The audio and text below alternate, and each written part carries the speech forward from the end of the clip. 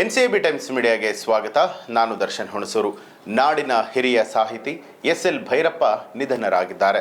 ಸಾರಸ್ವತ್ವ ಲೋಕಕ್ಕೆ ತುಂಬಲಾಗದಂತಹ ನಷ್ಟ. ನಾಡಿನ ಹಿರಿಯ ಸಾಹಿತಿ, ಕಾದಂಬರಿಕಾರ ಎಸ್.ಎಲ್. ಭೈರಪ್ಪ ಅವರು ನಿಧನರಾಗಿರುವಂಥದ್ದು. 94 ವರ್ಷದ ಭೈರಪ್ಪ ಅವರು ಇತ್ತೀಚೆಗೆ ವಯೋಸಹಜ ಕಾಯಿಲೆಯಿಂದ ಬಳಲ್ತಾ ಇದ್ರು. ಬೆಂಗಳೂರಿನ ರಾಜಾಜಿನಗರದ ರಾಷ್ಟ್ರೋತ್ಥಾನ ಆಸ್ಪತ್ರೆಯಲ್ಲಿ ಅವರು ನಿಧನರಾಗಿದ್ದಾರೆ.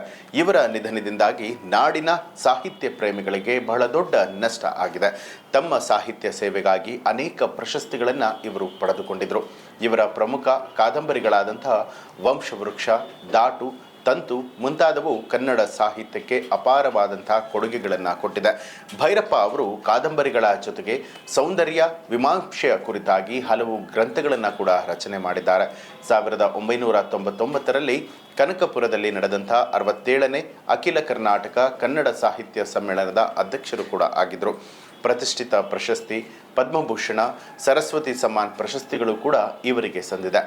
ಭೈರಪ್ಪ ಅವರು 1931 ಆಗಸ್ಟ್ 20ರಂದು ಹಾಸನ ಜಿಲ್ಲೆಯ ಚನ್ನರಾಯಪಟ್ಟಣದ ಸಂತೇಶಿವರ ಗ್ರಾಮದಲ್ಲಿ ಜನಿಸಿದರು.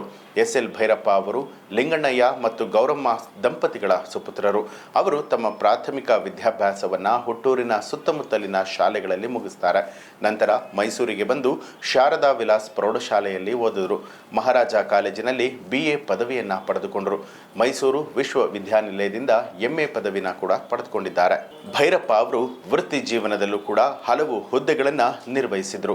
ಹುಬ್ಬಳ್ಳಿಯ ಕಾಡುಸಿದ್ದೇಶ್ವರ ಕಾಲೇಜಿನಲ್ಲಿ ಅಧ್ಯಾಪಕರಾಗಿ 1958ರಿಂದ 1960ರ ತನಕ, ಗುಜರಾತಿನ ಸರ್ದಾರ್ ಪಟೇಲ್ ವಿಶ್ವವಿದ್ಯಾನಿಲಯದಲ್ಲಿ ಉಪನ್ಯಾಸಕರಾಗಿ 1960ರಿಂದ 1966ರ ತನಕ, ನಂತರ ದೆಹಲಿಯ ರಾಷ್ಟ್ರೀಯ ಶಿಕ್ಷಣ ಮತ್ತು ತರಬೇತಿ ಶಿಕ್ಷಣ ಸಂಸ್ಥೆಯಲ್ಲಿ ಉಪ ಪ್ರಾಧ್ಯಾಪಕರಾಗಿ 1967ರಿಂದ 1971ರ ತನಕ, ಮೈಸೂರಿನ ಪ್ರಾದೇಶಿಕ ಶಿಕ್ಷಣ ಕಾಲೇಜಿನ ಪ್ರಾಧ್ಯಾಪಕರಾಗಿ ಕಾರ್ಯವನ್ನು ನಿರ್ವಹಿಸಿ 1991ರಲ್ಲಿ ನಿವೃತ್ತಿಯನ್ನು ಪಡೆದುಕೊಳ್ಳುತ್ತಾರೆ.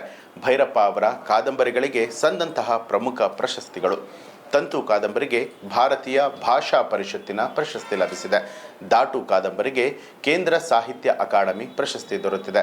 ವಂಶವೃಕ್ಷ, ಸಾಕ್ಷಿ, ದಾಟು ಕಾದಂಬರಿಗಳಿಗೆ ಕನ್ನಡ ಸಾಹಿತ್ಯ ಅಕಾಡೆಮಿ ಪ್ರಶಸ್ತಿಗಳು ಕೂಡ ಸಿಕ್ಕಿರುವಂಥದ್ದು. 1994ರಲ್ಲಿ ಮಾಸ್ತಿ ಪ್ರಶಸ್ತಿ, ಹಾಗೆ 1985ರಲ್ಲಿ ರಾಜ್ಯ ಸಾಹಿತ್ಯ ಅಕಾಡೆಮಿಯ ಗೌರವ ಪ್ರಶಸ್ತಿಗಳು ಸಂದಿದೆ. ಸರಸ್ವತಿ ಸಮ್ಮಾನ್ ಪ್ರಶಸ್ತಿ ಪಡೆದ ಮೊದಲಿಗರು. 1999ರಲ್ಲಿ ಕನಕಪುರದಲ್ಲಿ ನಡೆದ 67ನೇ ಅಖಿಲ ಕರ್ನಾಟಕ ಕನ್ನಡ ಸಾಹಿತ್ಯ ಸಮ್ಮೇಳನದ ಅಧ್ಯಕ್ಷ ಸ್ಥಾನದ ಗೌರವ ಅವರಿಗೆ ಸಿಕ್ಕಿತ್ತು. ಸರಸ್ವತಿ ಸಮ್ಮಾನ್ ಪ್ರಶಸ್ತಿಯನ್ನ ಕನ್ನಡದಲ್ಲಿ ಪಡೆದವರಲ್ಲಿ ಇವರೇ ಮೊದಲಿಗರು. ಇನ್ನು ಭೈರಪ್ಪನವರ ಕಾದಂಬರಿಗಳು ಸಾಕಷ್ಟು ಜನಪ್ರಿಯ ಆಗಿದೆ. ಅವು ಹಲವು ಬಾರಿ ಮರುಮುದ್ರಣ ಕೂಡ ಕಂಡಿದೆ. ಅವರ ಕೃತಿಗಳು ಮರಾಠಿ, ಇಂಗ್ಲಿಷ್, ಹಿಂದಿ ಮೊದಲಾದ ಭಾಷೆಗಳಿಗೆ ಅನುವಾದ ಕೂಡ ಆಗಿದೆ. ವಂಶವೃಕ್ಷ, ತಬ್ಬಲಿಯು ನೀನಾದೆ ಮಗನೇ ಕಾದಂಬರಿಗಳು ಚಲನಚಿತ್ರಗಳಾಗಿ ಮಾರ್ಪಾಡಾಗಿದೆ. ಭೈರಪ್ಪನವರು ಕಾದಂಬರಿಗಳ ಜೊತೆಗೆ ಸೌಂದರ್ಯ ಮೀಮಾಂಸೆಯ ಹಲವಾರು ಗ್ರಂಥಗಳನ್ನು ಕೂಡ ರಚನೆ ಮಾಡಿದರು.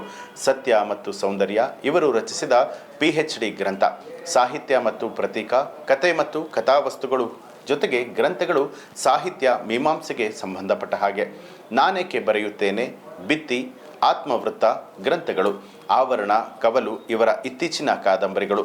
ಅವರ ಪ್ರಮುಖ ಕಾದಂಬರಿಗಳು ಅಂತ ಹೇಳಿದ್ರೆ ವಂಶವೃಕ್ಷ, ದಾಟು, ತಂತು, ಅಂಚು, ಪರ್ವ, ಗೃಹಭಂಗ, ಅನ್ವೇಷಣ, ಮಂದ್ರ, ಸಾರ್ಥ, ನಾಯಿ ನೆರಳು, ಧರ್ಮಶ್ರೀ, ದೂರ ಸರಿದರು, ಮತದಾನ, ಹೀಗೆ ಹಲವಾರು.